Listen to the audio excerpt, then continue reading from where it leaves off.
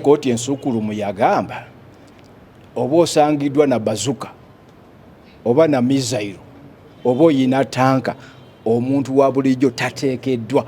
Kooti ensukulumu teyawulawo kyosangidwa nakyo oba musango gw'ovunaanibwa. Naye ate ekyokubiri nze nja kubabuuza mwennyini kiki ekyo kooti za bulijjo kikitasobola kwaŋŋanga kye baagala okutwala mu kooti y'amagye.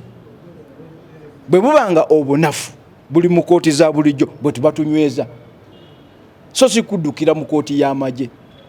N'olwekyo bajja kusooka kutunnyonnyola we basanze obunafu oba we basanze okusoomoozebwa mu kooti za bulijjo ekibataddeko embeera egamba nti baleete ennongoosereza mu kawaayiro omuntu wa bulijjo atwalibwe mu kooti z'amagye. Ekyokubiri, amateeka gaffe aga bulijjo bw'otunuulira Penal Code Act, Firearms Act n'amalala mulimu olwedde obuwaayiro obukugira abantu ba bulijjo okubeera n'emmundu mu ngeri emenya amateeka.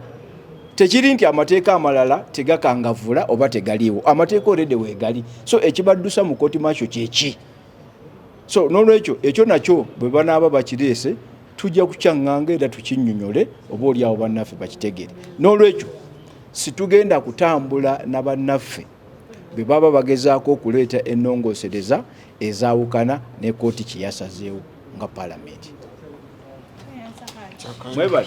Terina makulu era teyeetaagisa kutongozebwanga divisions ku divisions etulina eza kooti, kubanga emisango gyonna mu Uganda gisobola okuvunaanibwa mu high court era divisions eza high court zikozesa amateeka ge gamu. Court martial ne bwe naabanga eteekebbwawo tegenda kubeera n'amateeka gaayo kubanga kajja kubeera kabondo ka kooti wansi wa high court era nga kalambikiddwa mu mateeka agafuga ennuŋŋamya ya kooti nga ewuliriza emisango gyonna.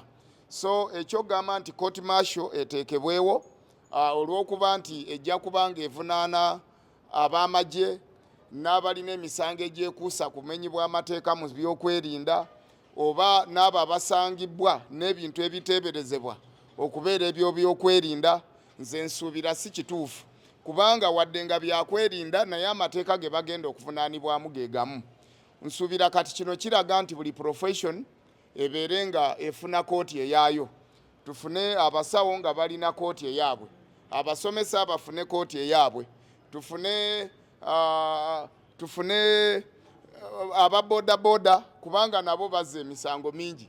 Ekitongole eky'entambula ababodaboda babeere ne kooti eyaabwe, n'abatakisi n'ababaasi, then bannaddiini nabo babeere ne kooti eyaabwe. Suubira kino tekikola makulu mu ggwanga kubanga amateeka galambika bulungi nti teri muntu yenna wadde nga muzzi wa misango nga mumenyi wa misango nga muzzi wa misango ng'ateeberezebwa okuba nga amenya amateeka nti alina okusosolwa. Abantu bonna mu nnyingo y'ennamba 21 mu ssemateeka waffe n'ennyingo namba 42 erambika bulungi nti omuntu yenna alina okuyisibwa kyenkanyi nga toyawuddeemu byanfuna, professional ye oba omulimu gwe gwakola oba ekikula kye oba sayizi ye. Ate omuntu yenna bw'atwalibwa mu public office kati nga kooti alina okubeera ng'ayisibwa kyenkanyi. Kakati bw'ogamba nti abantu abateeberezebwa okubanga bakozesa ebikozesa ebyokulwanyisa oba abateerezebwa okuzza emisango gy'ebyokwerinda okumenya amateeka g'ebyokwerinda bawozesebwe bokka. Omusango gw'ebyokwerinda gusinga obuzito omusango ogwa kiriisamaanyi. Then tugambe nti ne bakiriisamaanyi abarepinze, abadifayirinze oba abazizza emisango egigwa mu kkowe bwe lityo nabo bafunibweyo kooti eyaabwe ey'enjawulo ey'enkizo egenda obbawulirizibwa. Nze ndowooza nti kooti martial erimu kigendererwa kirala kya kukuuma bigendererwa bya bwannakyemalira n'okulaba nti ejja kukozesebwanga okuzannya geemu zonna ez'ebyobufuzi kubanga omuntu bw'atwalibwa mu kooti martial olwedde aba amaze okuba nti taweerebbwa ddembe lye lya bwebange okuba nti awozesebwa mu bwenkanya kubanga aba yatiisibwatiisibwa dda mu ndowooza, aba yagibbwako dda okutegeera kwe n'abali mu kooti olw'okuba nti yakinnamagye omuntu yenna bw'alaba ku munnamagye ffenna endowooza yaffe n'entegeera yaffe tesigala kyekimu. Omuntu bw'atyo aba amaze olwedde okubeera compromised ne kooti nayo olw'okuba nti amagye gakolera ku biragiro by'omukulu oda kutoka za mukubwa kitegeeza tewagenda kubeerawo bwenkanya. So kooti y'amagye teyeetaagisizaako ddala wadde girootako n'ababaka abagenda okozesa obwongo bwabwe okutongoza kooti eno. Tosobola kukozesa obwongo obwo kusanitizinga kintu kitali kirongoofu okukikuuta kirongooke, kubanga kooti y'amagye Supreme Court yarulinga nti ebadde si nnongoofu, teriiwo mu mateeka era terina kuyitibwa kooti. Kati ababaka ba paalamenti ngenda kubeewunya abagenda okukkiriza obwongo bwabwe bukozesebwe nga sabbuuni okukuuta ekitali kitukuvu kifuukemu ekitukuvu. Situgenda kukkaanya na nteekateeka yonna ereeta ennongoosereza mu mateeka nga gaawukana ku kya kooti kye yasalawo.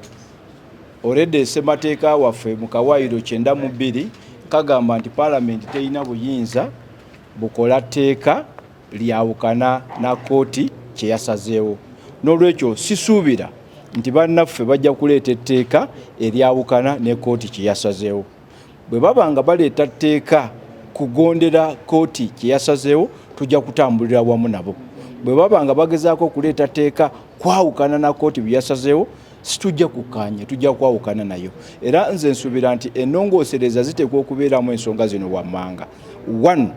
Okubeeramu akawaayiro akagamba nti abantu ba bulijjo tebateekeddwa mu kutwalibwa mu kooti z'amagye. Ekyokubiri, ngamba nti ne kooti z'amagye abazikulembera babeere nga balina obukugu mu mateeka. Ekyokusatu, engeri gye balonderwamu n'ebbanga lye basaavinga nalyo lyongerezebweko kye tuyita security of tenure.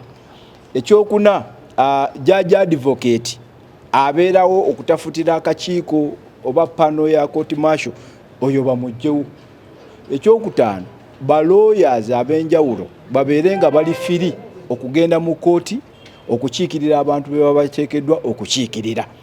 Byebyo byenze byensuubira nti ebyo bwe banaaba nga babikoze bajja kubeera nga batambulidde mu buwufu bwa kooti ensukulumu kye yakola. Naye okulowooza nti bajja kujja wano bagambe nti tukyuseemu abantu ba bulijjo bagende mu kooti y'amagye, ekyo obviously kiba kikontana ne ssemateeka. Ate sisuubira nti bajja kujja bagezeeko okukyusa akawaayiro 92. Kuba okukyusa ekintu kyonna ekyawukana ne ssemateeka kye yasalawo bateekwa kusooka kukyusa akawaayiro 92 aka ssemateeka. Ate nako bwe banaagezaako kikola nakyo tujja kwawukana nakyo kuba kiba kikoleddwa mu mutima mukyamu. Balina akawaayiro ke bagamba nti omuntu wa bulijjo wanaasangibwa mu bumenyi bw'amateeka ng'akozesa emmu. Naye okukola omulimu gwazo obulungi kyetaagisa okukola bino. N'agamba mu nsonga read judgment judge yewa nti bwe muba mwagala okozesa abantu mu kooti z'amagye mulina okubeera nga mulina abantu abakugu mu by'amagye, kubanga zino kooti za wansi okitegedde bwe zibeera kooti ez'owansi that means nti si ze zenkomeredde, nti era abantu beeraliikira tebajja kufuna bwenkanya wadde abasirikale bennyini wadde aba bulijjo. That means keesi ezo kooti kye yagamba nti ezo kooti ez'owansi tezisobola kubeera zankomeredde bwe ziba ziwuliriza omusango ba civilians n'abamagye. N'agamba nti mukole bino wammanga, nti etteeka lya UPDF Act liteekwa okukyuka. Nti lwaki likyuka? Zino kooti bazikola ng'ezenkomeredde naye nga tesizaki sizankomeredde. N'agamba no, wateekwa okubeerayo kooti zino ez'owansi naye nga ali esembayo waggulu nga constitution bwegamba nti omuntu okufuna fair hearing oba okumatira alina okujuliza kooti zonna nezikola ki nezigwayo. Jjukira nti law etteeka principal law erya UPDF libadde ligamba nti bo bebaki bebenkomeredde nga